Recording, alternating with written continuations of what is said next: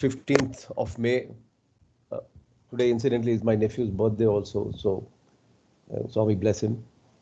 So this every 2 weeks that we come in is something that we try to connect to Bhagwan. If we are missed in the din of the yesterdays, you know, and satsang is nothing but to delve within, to dive within, and seek for a date with the divine.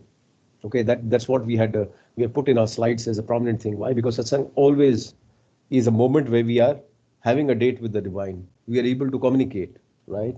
And communicate, when you look and decipher the word, it's a two-way communication, you know. Otherwise, it's just talking.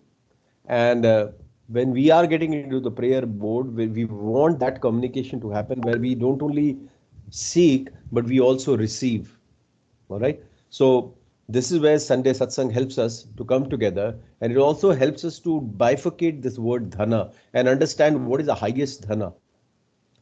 So in the parlance of the words that we have arranged, highest dhana is sadhana. That is when you are doing a sadhana, okay, form of aradhana. That is when you are offering, when you are praying at his lotus feet. So sadhana in the form of aradhana to please Janardhana. Why are we doing all this? If not the reason that my Swami is pleased with what we have done, what we have offered, how we have conducted ourselves, then this is all a waste, right? We do everything, but if you are not mindful whether this is going to please Swami or not, then it is no point. And I'm reminded one of the satsang that I was listening on the radio Sai, where it says at one point of time, Swami was not talking to students for a long time. And then finally the dam, the yearning and the students, it bursted, and they started pleading and telling Swami, please Swami, you're not talking to us, please Swami. And then it went on morning, evening, a couple of times, days, as I recollect from that satsang. And then one day again they started, please Swami. And then Swami turned around and said, please Swami. So what he said beautifully is, first you please Swami. And how do we please Swami? Is by conducting in the way that he expects us to, right? And the same word, he turned around and sent a message that I can only listen to your please Swami if you please Swami.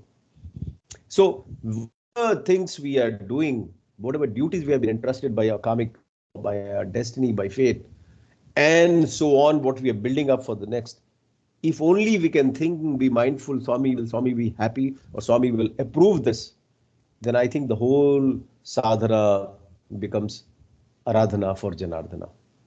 Okay, that's an important part where we connect together to share our energy levels. It's an important reminder we used to do, and it's again to bring it back to the center stage that Swami says, the cosmic director, when you wake up in the morning, feel that you are entering the stage to play the role assigned to you by the Lord. Pray that you may act it well and earn his approbation. So what are we all doing? We just spoke about please Swami, is because we want to earn his approbation, that he approves what we have done. All right. And at night when we retire, feel that we are entering the green room. Okay. With a costume for the role on, for perhaps the role is not yet over. Perhaps means we should not take it for granted. Even the breath that we take and the steps that we walk, brothers and sisters, think about accident when we hear and read around. The guys who were walking yesterday night have woken up having paralysis or having some problem in walking, met with some accident. Yesterday I saw news of one of the big, very serious fire in Delhi, and there was 27 lives lost. So this is where this particular thing tells us, for perhaps the role is not yet over. Perhaps you have been permitted to take the cost. You have not been permitted to take it off. Perhaps to make another interest. Now that perhaps again tells us whether we are going to sleep and then get up. If we get up, it is by get up, we again feel gratitude. Yes, Swami, we are again up and thriving to do our dharma that we have been assigned to. And then Bhagavan says, do not worry about that. Plate yourself fully at his disposal. Is talking about surrender, fully at his disposal. Are we ready fully at his disposal? Are we offering ourselves? Now, again, when we think about it, we start connecting. Are we going to the science center and be present? No, brothers and sisters. We are not differentiating, as Swami has explained numerous times, everything if it's his creation, then everything what we do, if we do with the sense of offering that is Swami's work, then I think we have done the job very well. So he knows, he has written the play. He knows how it will go on. Again, when we spoke at length for a few weeks on destiny, fate, his will, my will, and things like that, these statements very clearly tell us, while we are playing around with our will, but remember the Sutradhari, he's the one who's controlling it. He knows how it will go on, how it will end. Yours is but to act and retire. That's an important bottom line. The most powerful statement here is act and retire, but don't get attached to the fruits of the action. Okay, and this is a detachment which is needed to be practiced.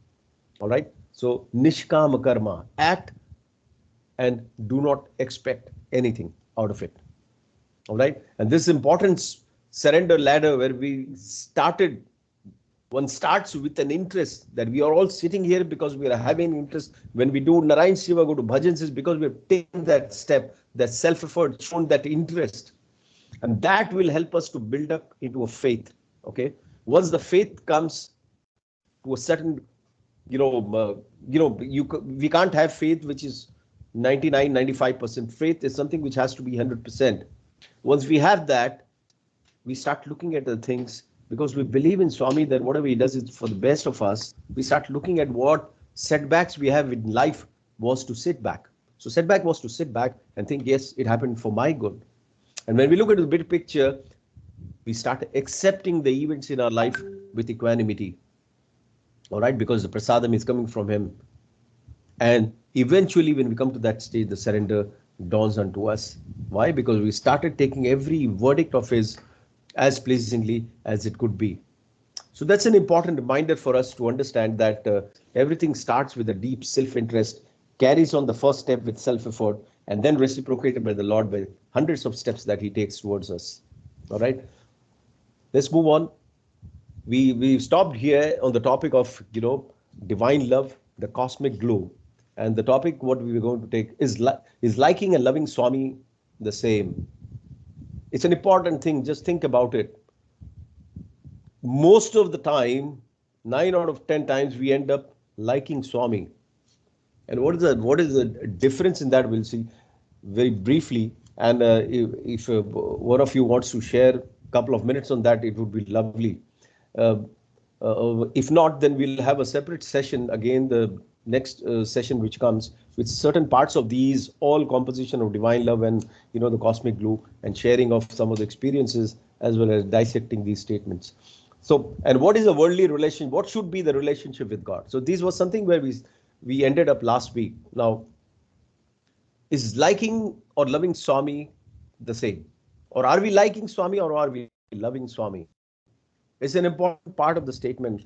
And if Brother Shastri, if you can come in, or Brother Shri, in a couple of minutes, let us know. I mean, do you find a difference? And then what is the difference between liking Swami or liking anyone and loving anyone? Yeah, I think Brother Swami has, there's one actually student experience also directly on this liking and loving. If I recall the incident, I think it happened in Brindavan. Swami, asked the student, would you like to, be with me?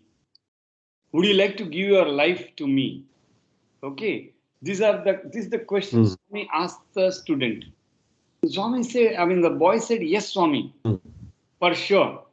Then the boy, he stretched his hand, okay, and Swami was about to place his hand to say that, yes, I know, that he is accepting his statement of that he would give his life for Swami. Then Swami, in a split second, he took off his hand. And then Swami said, your life is already with me. What is there that you are supposed to give me? So then Swami continued that conversation and said, you all like Swami, but not loving Swami. Loving so Swami. I extend this further to, in my own way. liking is something convenient. Today you like, tomorrow Yes. you don't like, and 100,000 times I would say Swami would always give the example of, skipping the picture in front or turning it other way around if you don't like. Yeah, and this is the Yeah. Varanda experience I'm telling. And Swami, when we used to go for the photograph signatures, very lovingly used to say, why you people are wasting your parents' money here? Keep me in your heart. Very simple, Oh, straightforward. And also he said, today you're all in front of me, you're all doing drama, drama, drama. I'm just folding hands and, as if you are the greatest devotee on earth.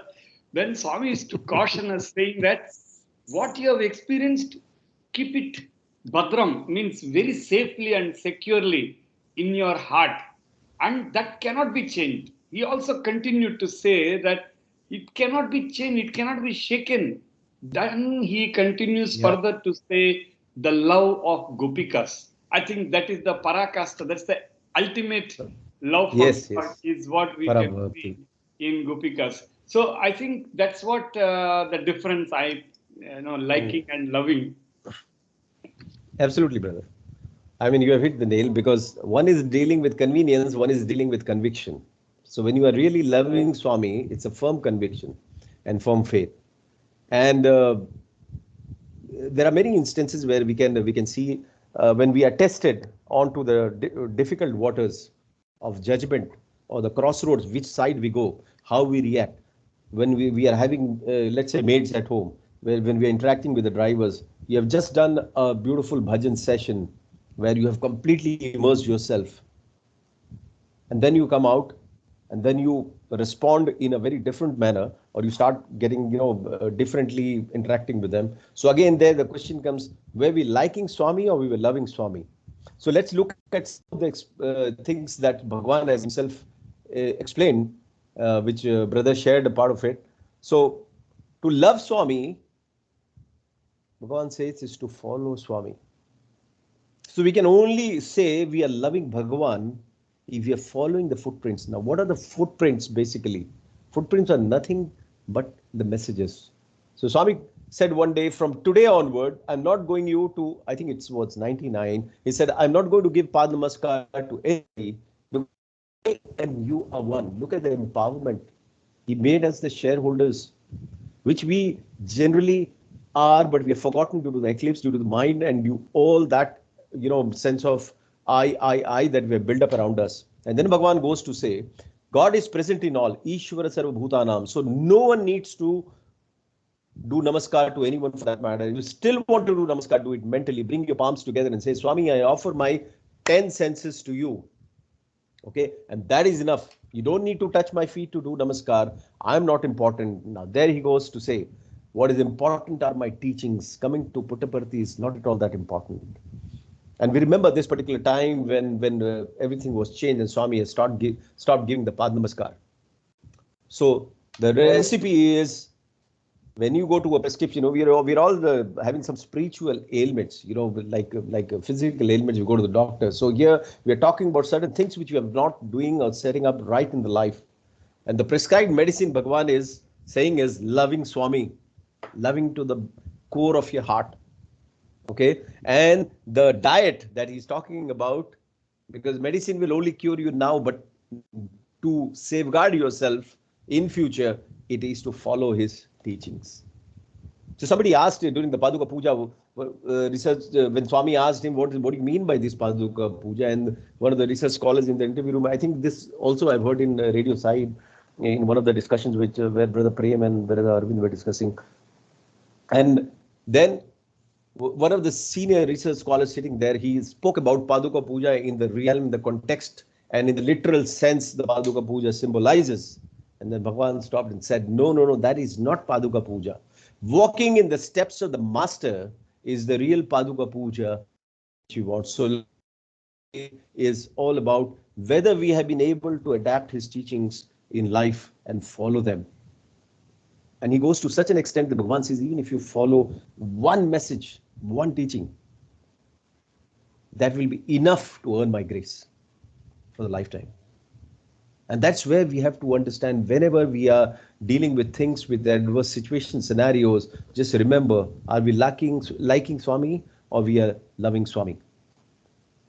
Okay, if we are truly loving Swami, then the code of conduct, the 9 forms, code of conduct that he has given, that becomes a benchmark for us to understand whether we are following and complying to his guidance or not. All right. So think about it.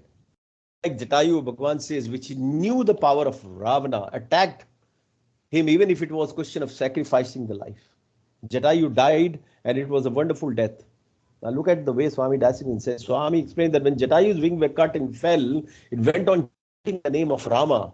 Sri Ramchandra arrived and pulled the bird, holding on his thigh. He got water and put it in the mouth. When the bird died, a pyre was arranged for Jatayu.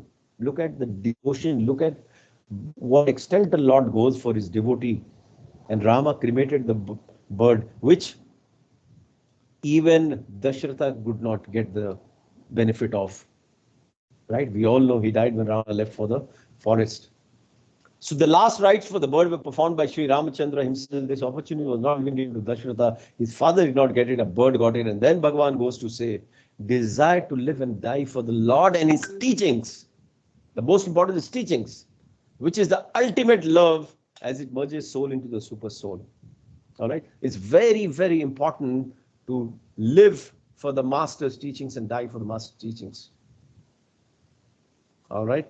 So we have to understand that in the right sense of whether we are liking or loving Swami is basically when we calibrate our day-to-day activities in line with whether Swami likes it, what we have done, are we able to follow it, are we able to do seva opportunities when we get it, and the typical testing place, I would say always the Bunsen burner that we have is when you are in the office environment, when you have a lot of things where you have to stage up a different identity and put yourself in.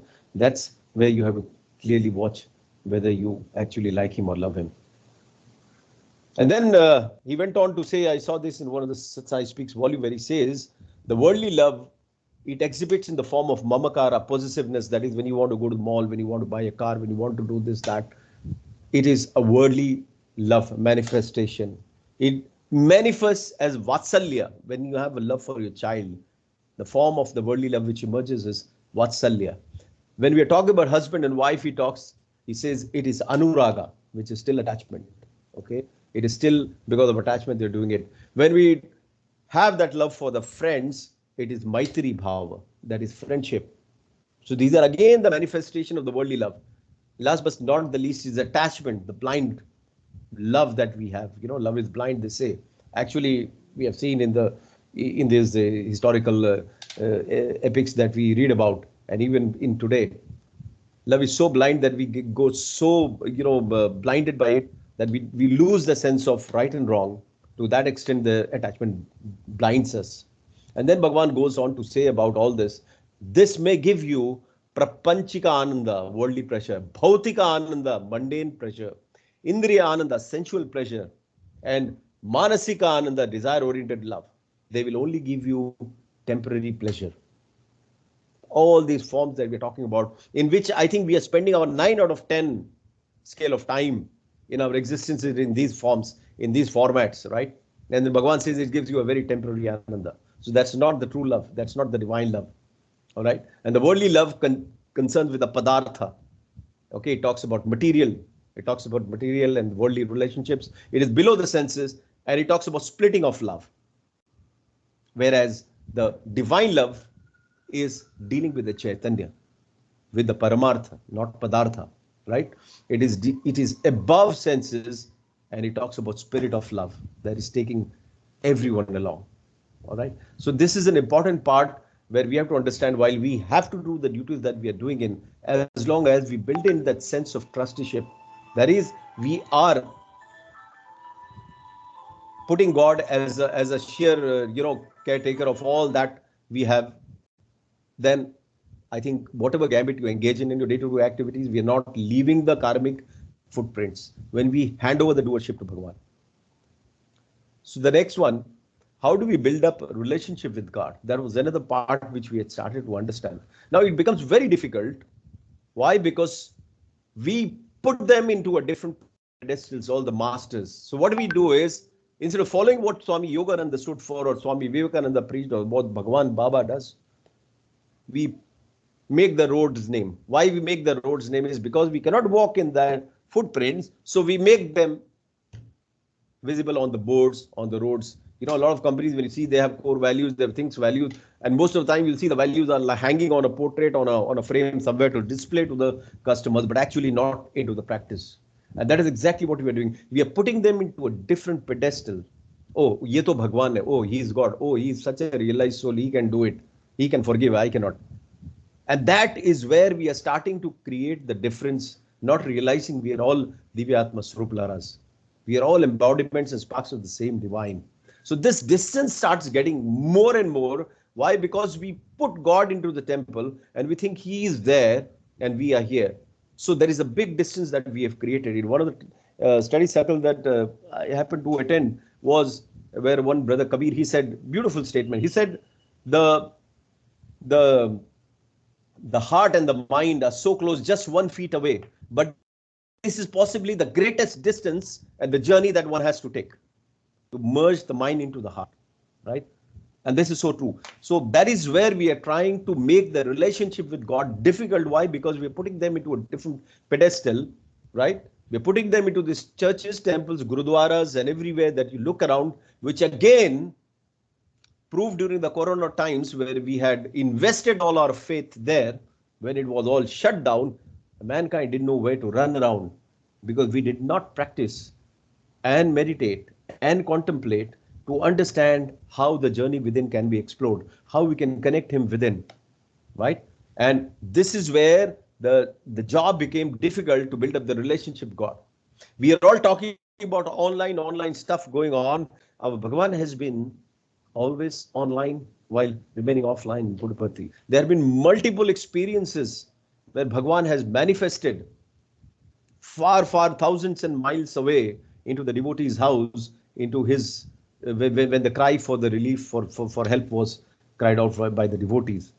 So it's an important part for us to understand, you know, that Bhagavan is always there. It is us who have made this distance. And in this particular Dhyana Vahini chapter, Bhagavan says beautifully, the Lord will never give you up.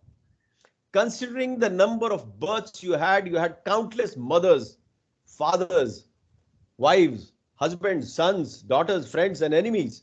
Do they subsist today? Do they remember the relationship?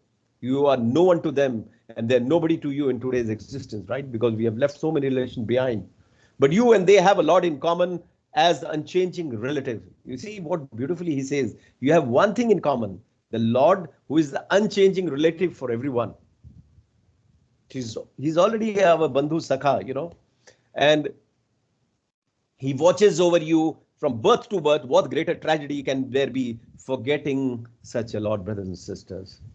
It's so important to understand that the investment that we are doing, the emotional, devotional, and all that investment we are doing into the relationship that we have is not going to carry us far, and will drop into and come back into the next one with a new chapter written, with the memories buried into the chitta, and we are not even aware. And there was one question in one of the interviews, where, one of the talk shows which I heard, Bhagavan was asked that, won't it be nice that if you remember, you know, what we were and what we did in the past, so that you have get a greater sense of acceptance. And Bhagavan says, oh, is that so? And then Bhagavan points to a 2-year-old child who's nicely playing and very smiling and all. Bhagavan says, you look how happy and smiling he is. If he started to understand and realize what all he has done in the previous birth, do you think he's going to be so radiant and smiling and cheerful? No. So this whole design of the nature that God has created, the rules of engagement, has been with a purpose, because we should not end up in a situation where when you have a mother in house and you realize, oh, this mother was my wife in the previous birth. Imagine the amount of commotion things will create if we start getting those old memories. All right. And so that's by design it has been made, unless we dig deeper to understand the higher truth that we are not this body, we are not Deha, but we are Dehi. And then Bhagavan says in this Satsang Speaks, Volume 1, Only those who are immersed in divine are dear to me and my dear friends. Again, he calls us friends, right? Swami said at one of the speeches, I remember in 16, where he said, yogis are your friends. He, I would say, upgraded the devotees in the sense that you don't realize that you and yogis are your friends, because the yogis are doing tapas for years and years to have a glimpse of Bhagwan, and here you're having glimpse for which they're yearning. And that's why Bhagwan said yogis are friends. Then he says, if you want to be dear friends of Swami, conduct yourself in a divine manner. In such case, you do not need to come here. I will come to your place wherever you stay. I am with you, in you, around you, behind you. I'm not separate from you. I think yesterday, day before, I was listening to one of the brother Arvind's talks where he says that God always keeps his word. And Bhagwan, in one of the times, his parents went there, and he told his mother to ask anything. And when it came, mother said that, Swami, I want to prepare food for you. I want you to come. Swami said, yes, yes, I will come. And then he was showing that few years went by and didn't come. And then finally he was putting in that video, he's shown some of the photographs where Vibhuti is manifested in dosa, in upabam, in all that thing that was going on in the house in day-to-day activities. And then he says, was it not Swami's presence which was exhibited in this manner? So always remember, God is the greatest and nearest friend, and he is going to keep his word. It's us who have to have complete faith in it. But what we do, when we get a problem, brothers and sisters, what you remember, when you have a challenge, we immediately call out to God. So what is that happening is, we are giving him a short-term visa. Like we come to Singapore, right? We give a short-term visa, right?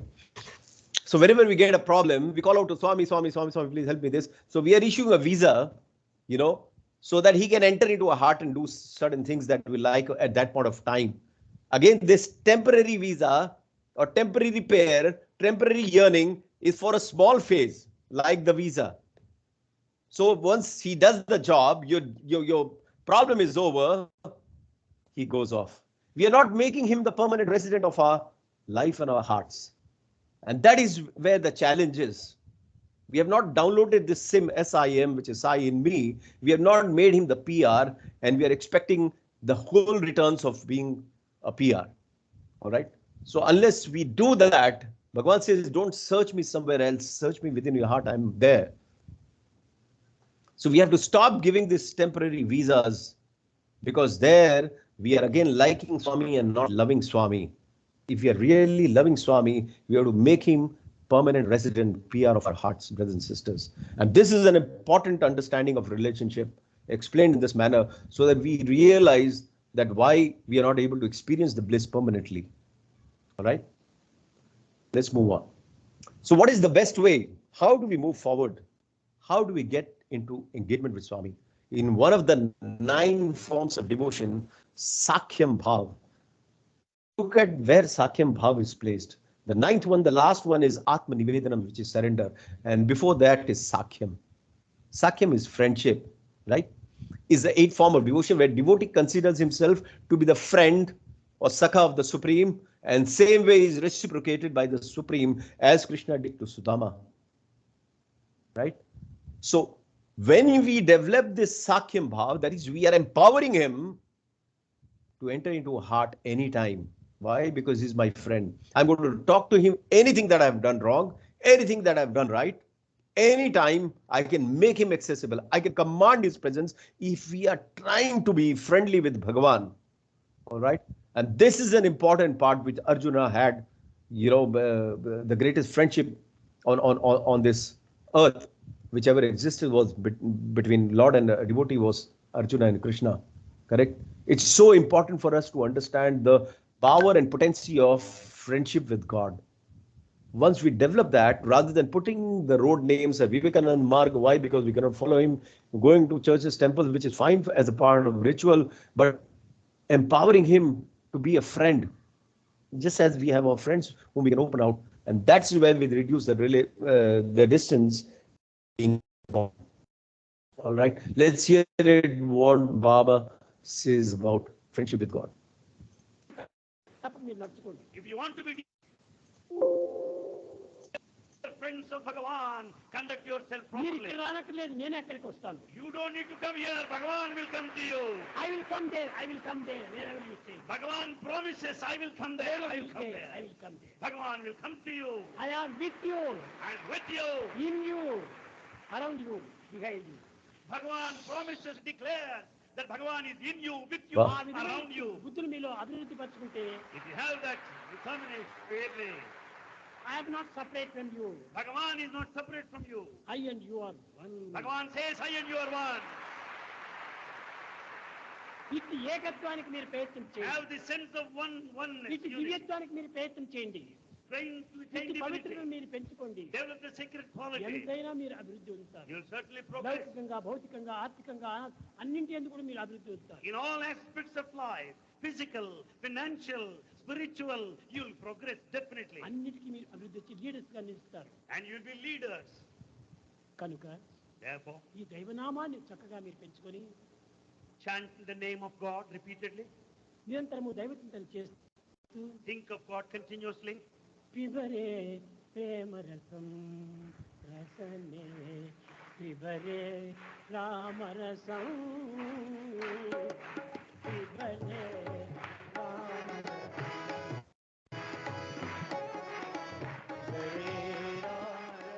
తప్పక మీరు నడుచుకోండి. If you want to be dear friends of Bhagavan, conduct yourself మీరు properly. ఇక్కడ రానక్కర్లేదు, నేను ఎక్కడికి వస్తాను. You don't need to come here. Bhagavan will come to you. I will come there, I will come there, wherever you say. Bhagavan promises, I will come there. Wherever I you will come say, there. I will come there. Bhagavan will come to you I am with you, and with you. in you, around you. Bhagavan promises, declares that Bhagavan is in you, with you, ఆ విధంగా around you. బుద్ధులు మీలో అభివృద్ధి పరచుకుంటే If you have that determination, really, I am not separate from you. Bhagavan is not separate from you. I and you are one. Bhagavan says, I and you are one. ఇటు ఏకత్వానికి మీరు ప్రయత్నం Have చేయండి. the sense of oneness. ఇటు unity. దివ్యత్వానికి మీరు ప్రయత్నం చేయండి. Trying to attain ఇటు divinity. పవిత్రతను మీరు పెంచుకోండి. Develop the sacred quality. ఎంతైనా మీరు అభివృద్ధి పొందుతారు. You will certainly progress. లౌకికంగా, భౌతికంగా, ఆర్థికంగా అన్నింటి ఎందుకు కూడా మీరు అభివృద్ధి పొందుతారు. In all aspects of life, physical, financial, spiritual, you will progress definitely. అన్నిటికీ మీరు అభివృద్ధి వచ్చి లీడర్స్ గా నిలుస్తారు. And you will be leaders. కనుక Therefore, ఈ దైవనామాన్ని చక్కగా మీరు పెంచుకొని chant the name of God repeatedly. నిరంతరము దైవచింతన చేస్తూ Think of God continuously. పిబరే ప్రేమరసం. So this is the last photograph that has been put into this video by whoever who had published it is basically just to represent the omnipresence of Bhagavan as he appeared in different forms, Vibhuti manifestations, Madhu manifestations, honey manifestations, and so on and so forth. కావాలనుకుంటే So let's getting towards tapering into this conclusion. Of all the insanities that afflict man, there is only one which is the least harmful and the most beneficial, that is divine madness. When you talk about divine love, brothers and sisters, it has to be when you get lost, when you get immersed, when you lose yourself,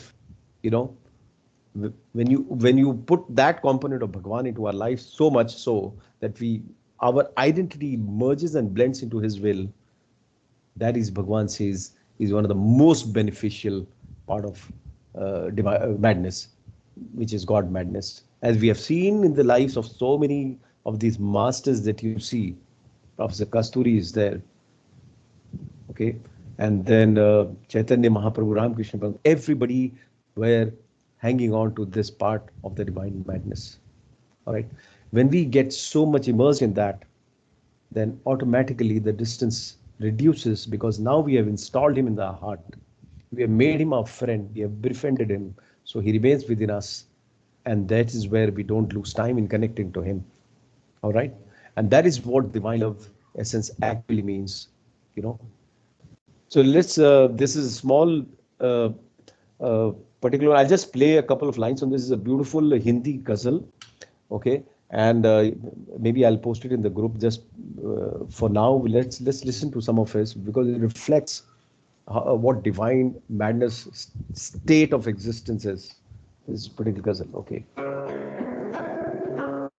आपकी नजर समझा प्यार के काबिल मुझे दिल की है धड़कन ठहर जा मिल गई मंजिल मुझे आपकी नजरों ने समझा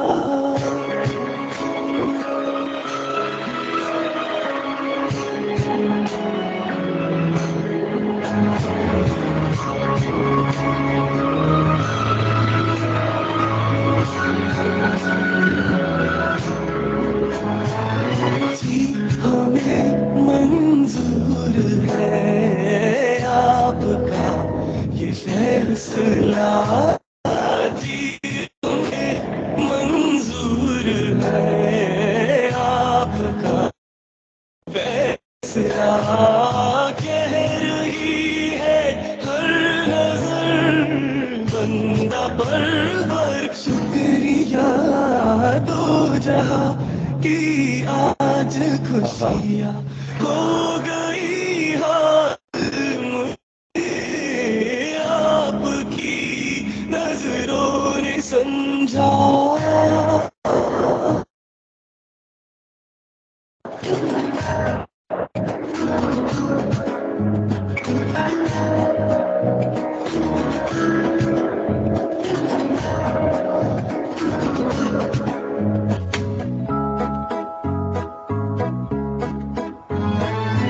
आपकी मंजिल हूँ मैं मेरी मंजिल आप है आपकी मंजिल हूँ मैं मेरी मंजिल आप है क्यों मैं तूफान से डरूं मेरा साहिल आप है कोई तूफानों से कह दे मिल गया साहिल मुझे आपकी नजरों ने समझा प्यार के काबिल मुझे आपकी नजरों ने समझा Wow, this is so beautiful, so soulful. And it talks about finally God has set the eyes on us. And that's why, brothers and sisters, I think Swami said, yogis are your friends. He has brought us into his fold. After years and lives of meandering, finally we are so fortunate to have walked on the planet at the same time when the Creator decided. Not only we walked in the planet, he allowed us to sit around in the boxing ring and see the master unfold his master plan. How fortunate, lucky we are to have received even small ansh of his love in our lives. Let's all carry this on, spread the love around, impact the society and the people that we come across with divine love. And when we see the divine in everyone, the only thing that will bind us is divine love. All right. So I'll try to post this video on our WhatsApp group or chat group. Remember one thing, we have Sister Belvina today going to share. Just give me 5 minutes since we are coming to almost the end of it. This particular topic that we were discussing. Remember, and Swami Yoganand says, don't depend on death to liberate you from your imperfections. You are exactly the same after death as you are today. Nothing changes. It's only that we give up the body. If you are a thief or a liar or a cheater, or death does not change you to become an angel. If such were the possibilities, then let's go all jump into the well, right? Because we can become angels. He says that's not what it happens. Whatever you have made for yourself thus far will be your hereafter. And when you reincarnate, you'll bring the same samskaras, same everything attributes. To change, we have to make a conscious choice now. This world is the place to do it now, brothers and sisters. Okay? And remember, loving God is a living relationship. Okay, it's not a dead, repetitive ritual that we think once we die we can go, get back into it. All right. I would like to just end up with this. One of the brothers, he shared, Rishabh, he shared in one of the sessions what Swami said, and I'm just throwing it to everyone. We all have weddings in our families. Now, when there is a wedding, what do? Let's just open how do we serve the dinner? Who all eats the meal? Can anybody tell us? Sister Ganga, what do we do in the wedding when the food comes? Whom do you offer? How does it go? Any ideas on this? You all have seen weddings.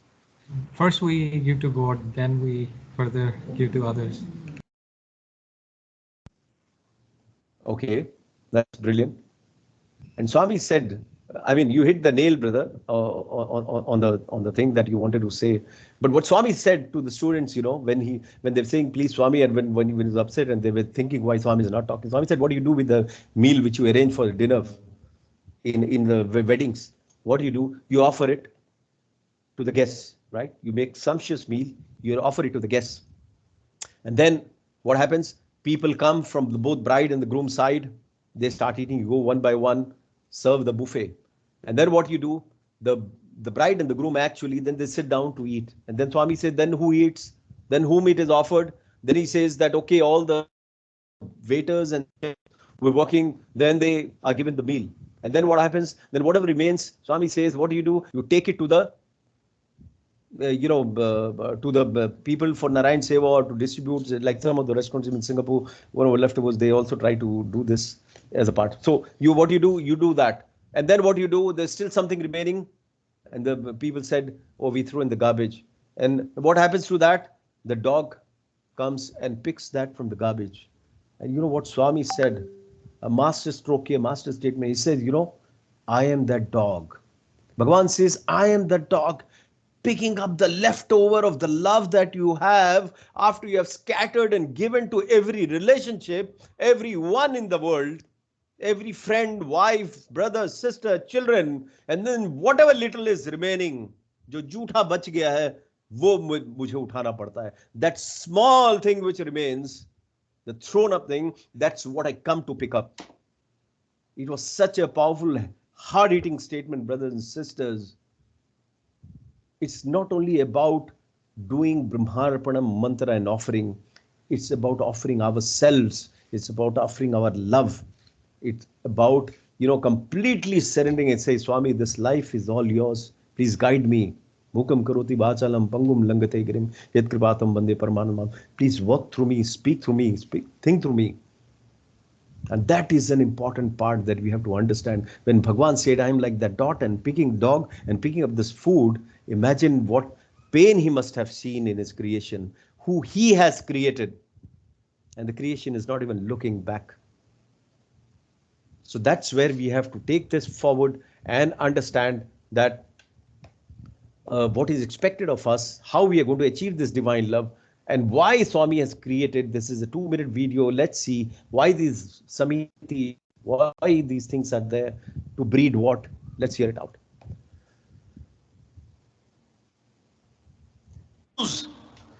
Of these institutions and organizations. సమితిలంతా పెట్టుకుంటున్నారు. We have samitis. భజన మండలిలు పెట్టుకుంటున్నారు.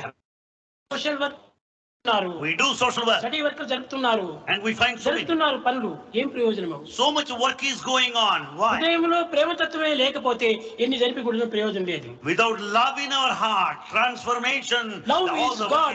Live in love. Love is God. Live in love. ఆ ప్రేమతత్వాన్ని మీరు పెంచుకోవాలి. Develop the spirit of love. ప్రేమ స్వరూపాయ నమః. Is embodiment of love. ప్రేమనే మానవుని యొక్క ప్రధానమైన తత్వం. And love is the main principle of human life.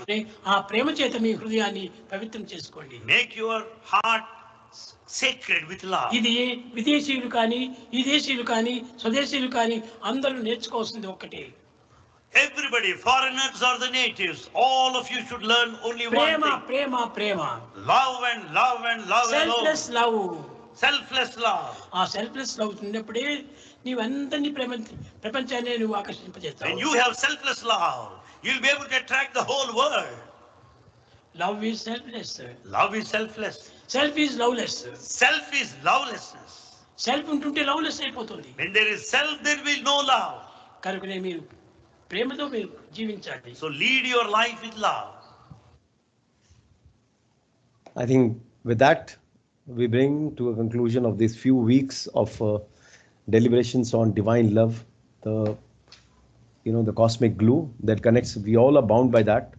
And extending it further, we have Sister Belvina. We went to her house bhajans in one of these days, and there was something that she was sharing, and I was really moved. And I said, if she can, share this with all of us, how liquid love, how Swami's love, poured into her, and through real trying, tough times she had, health-wise in the recent times.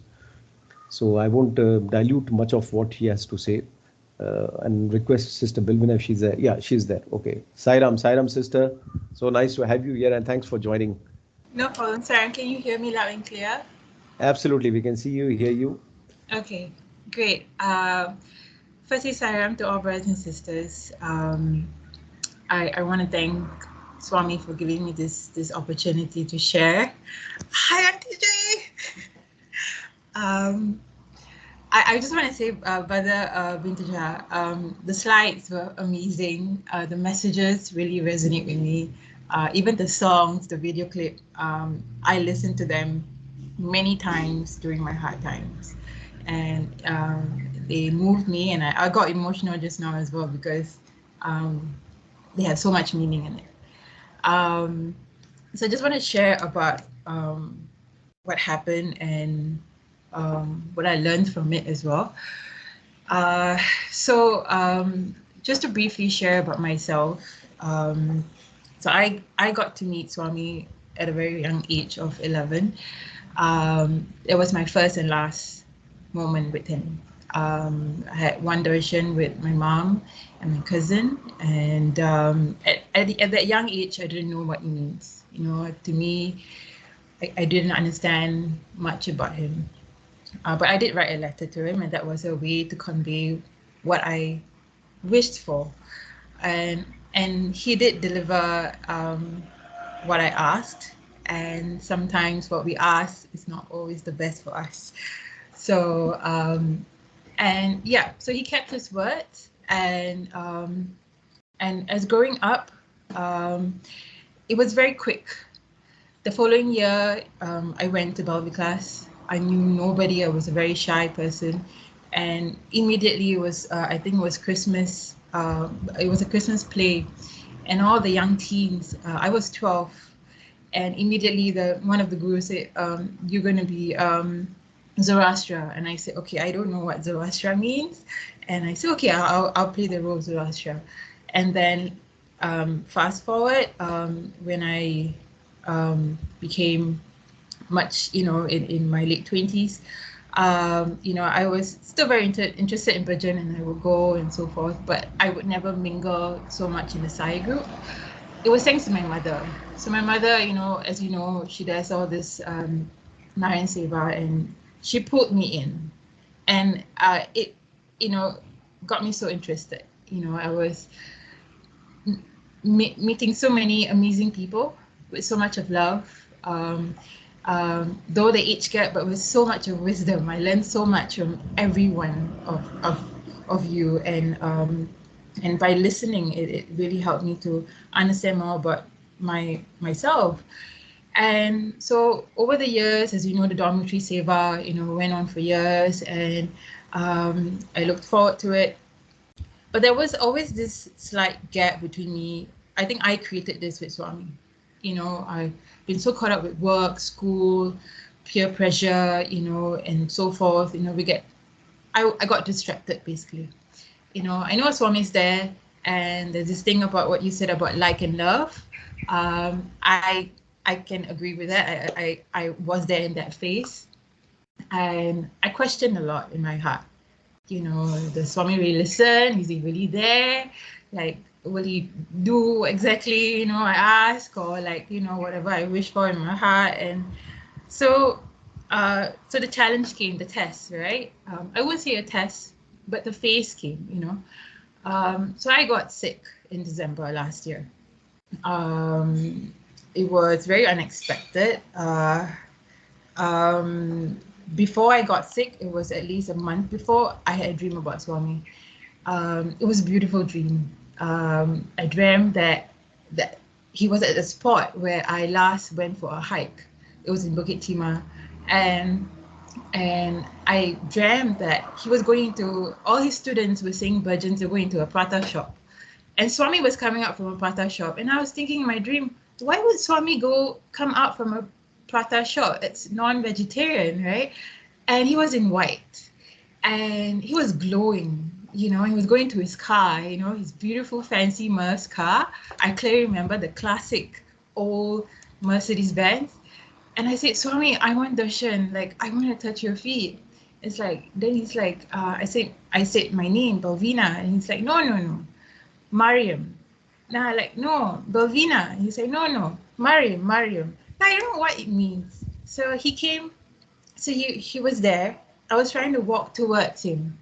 I just couldn't because his energy was so huge, you know, it was so vast. And so I went down on my knees and he came forward towards me. You know, like the saying, like, you know, you take one step and so, you know, God comes to you. It takes 1,000 steps, and he did. And in that dream, I couldn't get up from his feet. So he held my two elbows, and he said something in Sanskrit like a mantra, and he smiled at me, and I and immediately I woke up, and I told my parents that I saw Swami, like it was amazing, you know. Exactly 3-4 weeks, I felt really sick. I had chest pains. The left side of my body got weak. I could walk, but I walked very slow. My hand grips were really bad. They got numb. I couldn't eat with my hands. Both sides of my elbows, the nerves were inflamed. When I collapsed at home, it was the most scary part because I really thought I was going to die. And because, you know, at that stage, you only can think about fear, right? You only can think about death. And my mom was with me and my dad. And I held on my mom, you know, and I kissed her and I said, I don't think I can. You have to call the ambulance now. And I remember, apart from seeing her face, before I blacked out, was I saw Swami's face in a picture in my kitchen. And from the vision from yellow, it became dark. And something said, you know, to chant his name. So I immediately, like, I don't know where the energy came. I started stamping my feet just to get, you know, some energy flowing. And I said, Sairam, Om Sairam, Om Sairam. It became louder and louder. And then I saw a light, right? I saw a light and it was from my altar. And then it was trying to keep me alive. So I was telling Brother Binduja my experience in the hospital. I had so many, you know, signs of Swami. The first one was very simple. Like I got in the hospital and I couldn't use my phone, right? So Swami is amazing. He doesn't want you to talk to anybody except him. So like my mobile was with me and I had a book. I told my father, like, you give me this book, I want that book with me. So there were doctors far away and the nurses around me. And I was trying to call my mom and the battery was dead. So I said, okay, I can't call anyone, right? So I said, Swami, you come in the form and you come forward and you take over this because I don't know what it means. I don't know what's happening with me. So when he came in the form of a doctor, right? So this doctor came, this tall Indian doctor, and he put his hand behind and he came to me. It's like, Miss Kaur, what happened? And I told him, you know, I came here twice. Like I visited the A&E and they sent me home twice. He's like, don't worry, we'll definitely keep you here the third time and we'll look after you. I say, okay. So the first night I couldn't sleep. It was very scary. There were other incidents as well where Swami, you know, really showed his love. Was I have to wait because it was Christmas period. It was, you know, during that phase where a lot of people were going on leave, doctors were going on leave, and to get the scans done on time. Oh, he didn't allow me to wait. He didn't waste time. He's like, the next one, you know, every next day. I was there for 6 days. Every next day, he's like, there's always a slot available for me. And the doctors will come and say, we're not too sure if you're going to have a slot for your scan. You have to wait for the next few days. And it was very depressing, and because I couldn't see my parents, they could only come for 1 hour. And every moment when I'm about to eat, the nurse was like, you have to go for your scan now. So I say, okay. And there's one moment that I was feeling very depressed. The whole day, 6 days, I know Swami didn't allow me to cry. And there was one moment that I wanted to cry because I didn't know what's happening. And a nurse, unexpectedly, I've never seen this nurse before, was dressed completely in white.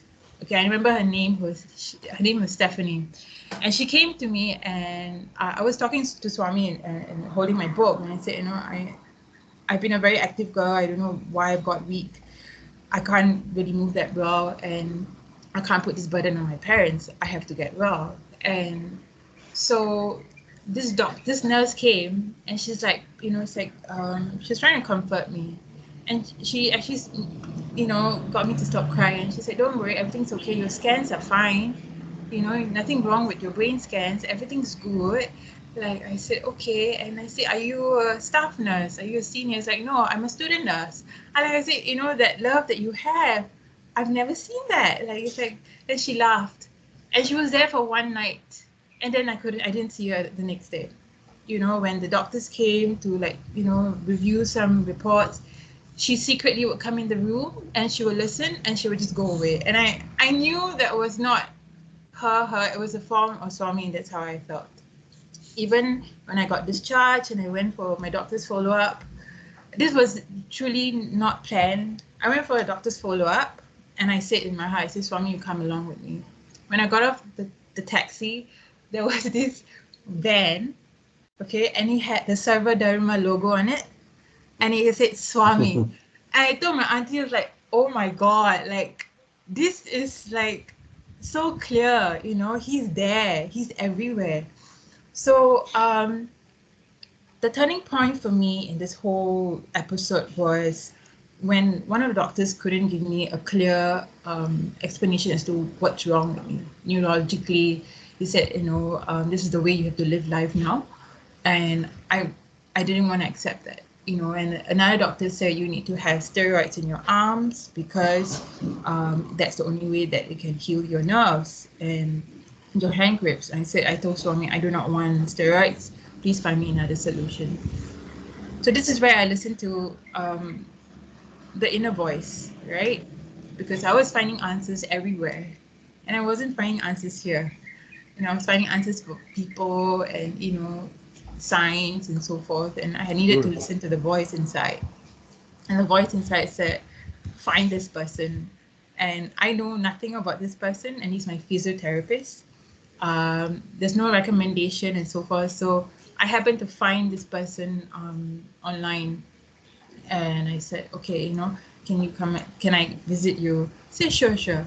So I went with my mom, and my mother has been such a supporter. Like, even today she goes with me and she's like, I'm coming with you no matter what. I say, okay, sure.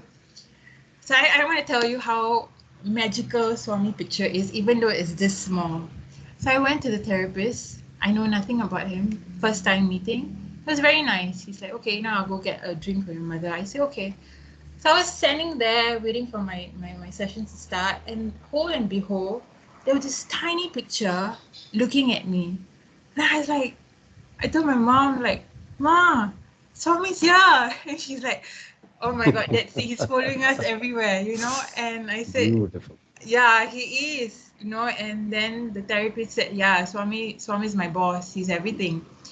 So it took me 2 months to get my mobility back. Every session that I went twice a week. It was like Satsang for me, because the love that this therapist has was amazing. It was to open up my heart, and and he also helped the mother as well, because both parents were going through a hard time. I slept with her for two months in the same bed because I was too afraid to sleep alone. I had anxiety, fear, all sort of things, and I think what Swami has done is he kept his words, you know, and I just want to end that when I was when I joined Bible class, and there was this back then in Singapore they had this thing called World Trade Center. We would actually do performance, like they would have bhajans and so forth. And there was this song that I remember that I was part of a choir, and they sang. It's a Christian song that says, "I will follow him. I will follow him wherever he may go." Now I know what that means. I truly know what it means because I want to follow him. No one else. Because now I realize what this true love means. And I learned it from Auntie Jayanti. Like, you know, we were talking about what our true purpose is, to evolve spiritually, to be one with the divine. And how to be one with the divine is to serve, and to serve mankind, because is to see Swami in everyone. And I'm sorry, I don't want to be emotional, but this has changed completely the way I see things. The way I see my parents, the way I see friends as well, work, just everything, you know. And I cannot be ever so thankful, because he's not only my best friend, he's truly a mother and father as well. So I just want to say that I love Swami so much. It's like, for me to even like sit down, and sometimes they are like, ever since this episode when I got sick and I got well, I told Swami that I want to go for Seva. I really, really want to go to Seva. Like, you know, I see all the text messages, like, you know, put your name on, and I can't, like, because I couldn't carry, right? And I told my mom, I want to go and I want to live. So when I did, I think the last couple of weeks, and when I could live, and Uncle Madi saw me, and he was so happy. He's like, "Oh, you're gonna have a bhajan." I'm like, "Okay, that's planned by Swami." And he's like, "Oh, we're gonna have a bhajan," and he got so excited. You know, that love that he has, it was Swami's love, you know. And when I saw everyone in my home, like, I really wanted to share what happened, but it's not so much about the illness, you know. It's about to realize Swami's love, that, you know, we should never doubt that he's not listening, he's not watching, he's definitely in me, definitely around, and that we may seek answers for everywhere, but this inner voice is so important. And I want to thank everyone who have actually helped me through. Even though I've not met you as well, I'm very blessed to be here, to be sharing this. And I'm all ready to be his instrument. Like, yeah. Thank you so much. Thank you. Sorry, I talk too much. I get really excited when I talk about Swami. Thank you. Thank you, sister. I think it's a befitting conclusion to the sessions that we had in the past few weeks on divine love. Yeah. And you have actually, you know, we were speaking about relationship with God, and you see how your sharing fits into that we had today, relationship with God, Sakim Bhav, friendship, talk to him. Yeah, that's true. Communicate with him, you know, love him, and he will respond. So you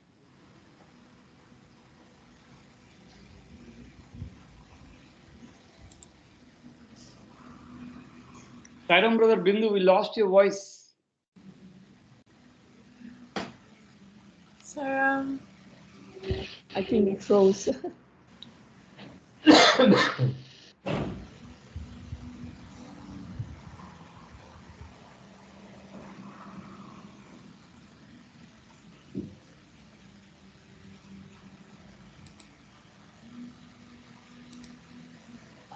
Mahatma, and then we move on to conclude. Sairam brother Bindu. Sairam, we lost your voice last, I think, few seconds. So Sairam, brothers and sisters, I think it's the way Swami arranges. Brother Bindu has been discussing about love, and what Sister Belvina has shared today. There's nothing more to be added, but to just recall Swami's one of the 108 names related to Prema. So Om Sri Sai Prema Murtaye Namaha. He is the very embodiment of the love itself. So which we have seen through the sharing of Sister Belvina there. Be it picture, your heart, what it says, the inner voice, all means same. He is everywhere. Just one small incident I would share for a minute. In one of the darshans, when Swami was out there in veranda, Swami was staring at one of the students. He just looked at him and just said, "Why didn't you go to doctor?" Because the boy was suffering from mumps for the swelling on the throat there, and he did not visit the doctor. Then the student replied to Swami, "Swami, when you are here, why should I go to a doctor?" Swami just touched him and he went for further darshan and came back. Next day, the boy was hale and healthy, absolutely no symptoms of mumps. But Swami, both cheeks were swollen. So that is the Prema Murtaye Namaha. So Om Sri Sai Ram. I think Swami is in and out. It is physical, no physical. I think Brother Bindu, I will just share one more thing. Today I shared the clip in our group also.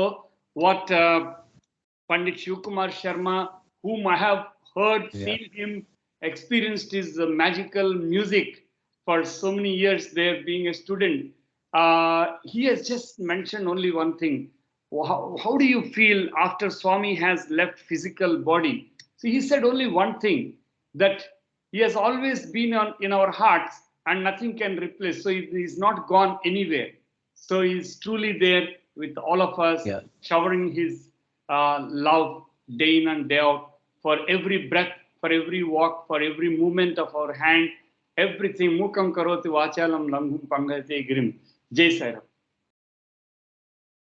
Sai Ram, thanks, brother. Okay, so we'll conclude today with Samastha Loka. Om Samastha Loka Sukhino Bhavantu. Samastha Loka Sukhino Bhavantu. Samastha Loka Sukhino Bhavantu. Om Shanti, Shanti, Shanti. जय बोलिए भगवान श्री सत्य साई बाबा जी की जय. Saram again, brothers and sisters.